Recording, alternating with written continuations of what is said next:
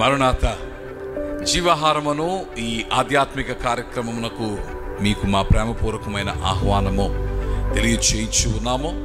ఈ కార్యక్రమము మిమ్మలను ఆత్మీయంగా బలపరుస్తున్నదని, క్రీస్తు యేసు వారి యొక్క రెండవ రాక కొరకు మిమ్మలను సిద్ధము చేయించున్నదని మేము నమ్ముచున్నాము. ప్రతి ఉదయము దేవుని యొక్క వాక్య ధ్యానముతో మీ దినమును ఆరంభించి తద్వారా దేవుని సహాయము మీరు పొందుకొనవలనని మేము ఆశించు ఉన్నాము. Prayer wins. ప్రార్థన నిన్ను గెలిపిస్తుంది. మానవుని యొక్క జీవితంలో పోరాటములు అనేకమైనవి ఉన్నవి. కొన్ని పర్యాయములో కొందరికి వారి జీవితమే పోరాటముగా ఉంది. For some, if they have battles in life, for some, life itself is a battle. Sometimes this battle is associated with flesh, and sometimes it is also associated with soul and spirit. But the truth is, there are many battles in life. మానవుని యొక్క జీవితంలో అనేకమైన పోరాటములు ఉన్నవి. ఈ ఉదయకాల సమయమందు నీ జీవితంలో కూడా ఒక పోరాటం ఉన్నది. నిశ్చయముగా పోరాటం ఉన్నది. దేవుని యందు ఉన్నవారికి సైతము పోరాటం ఉన్నది. Often we think that Jesus saved us to be away from battles. పోరాటము లేకుండా క్రీస్తు యేసు మనలను రక్షించాడని మనము తలస్తూ ఉంటాము. కానీ వాస్తవ సత్యం ఏమిటి అనగా, క్రీస్తు యేసుని అంగీకరించిన ఆ గడియలోనే నిన్ను ఒక పోరాట యోధునిగా ఆయన సిద్ధము చేయించు ఉన్నాడు. And he leads you into a battlefield. ఒక యుద్ధ భూమిలోనికి నిన్ను నడిపిస్తూ ఉన్నాడు. అయితే శుభవార్త ఏమిటనగా, whosoever is in Christ Jesus, క్రీస్తు యేసునందున్న వారు, they always win their battles because of the ability he gives them. క్రీస్తు యేసునందున్న వారు, ఆయన సహాయం అందుకున్న వారు, వారు పోరాటములో ఉండి ఉన్నను నిశ్చయముగా తప్పక వారు గెలుచువారై ఉన్నారు. పాత నిబంధనలో మోషే అనే భక్తుడు ఉన్నాడు. నిర్గమకాండము 17వ అధ్యాయములో ఒక పోరాటములో మోషే ఉన్నాడు.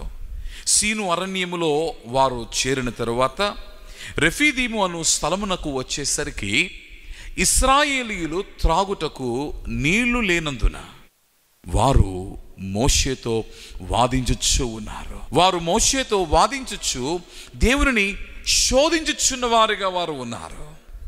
అందుకని మోషే నిట్టూర్పు విడుచుచు, మీరు నాతో వాదించనేలా, దేవుని శోధింపనేలా అని మాట్లాడుతూ ఉన్నాడు.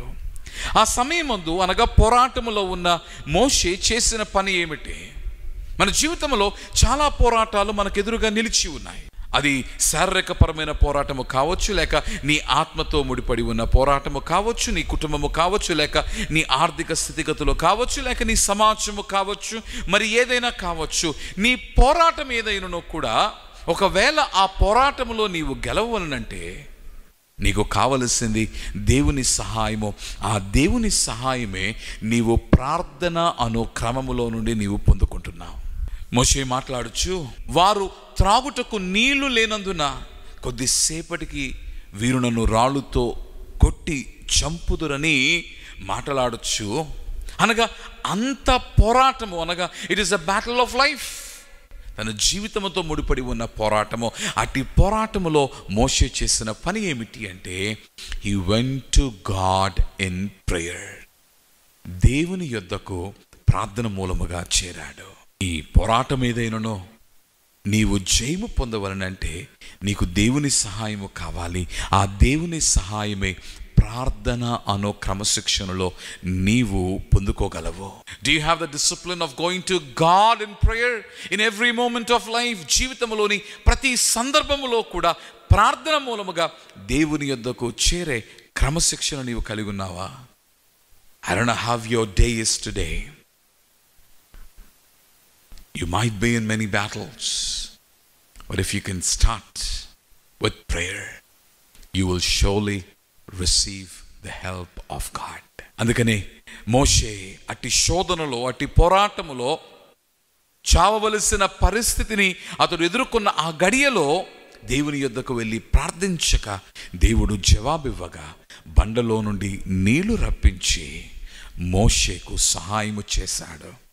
నీ ముందు ఉన్న బండ ఏదైనానో, నీళ్లు రాని బండగా నీ ముందు నిలిచి ఉన్న పోరాటం ఉన్నదేమో, కానీ దేవుని సహాయముతో తప్పక తప్పక నీ ముందు ఉన్న పోరాటంలో నీవు గెలవగలవు. May the victory be yours in the discipline of prayer. Let's pray. ప్రభువా, ప్రార్థనను క్రమమును నీవు మాకు నేర్పించా తండ్రి. మా పోరాటములో సహజ సిద్ధముగా మా శక్తి సామర్థ్యములను బేరీజు వేసుకొని మేము ముందుకు సాగుచూ ఉండగా ఈ ఉదయకాలమందు నీవు మాకు నేర్పించావు. ప్రార్థనను క్రమశిక్షణలో నుండి నీ సహాయమును మేము పొందుకొని ప్రభువా ప్రతి పోరాటములో మేము జయము కలిగి ఉండగలమని తండ్రి మాకు ఉపదేశించావు. కనుక తండ్రి, ప్రార్థన మూలముగా నీ యొద్దకు వస్తూ ఉన్నాము. మా పోరాటములో మాకు జయము దయచేయము. ప్రాణనాథుడైన క్రీస్తు పేర ప్రార్థించుచున్నాము మా పరలోకపు తండ్రి. ఆమేన్. మారునాథ. God bless you.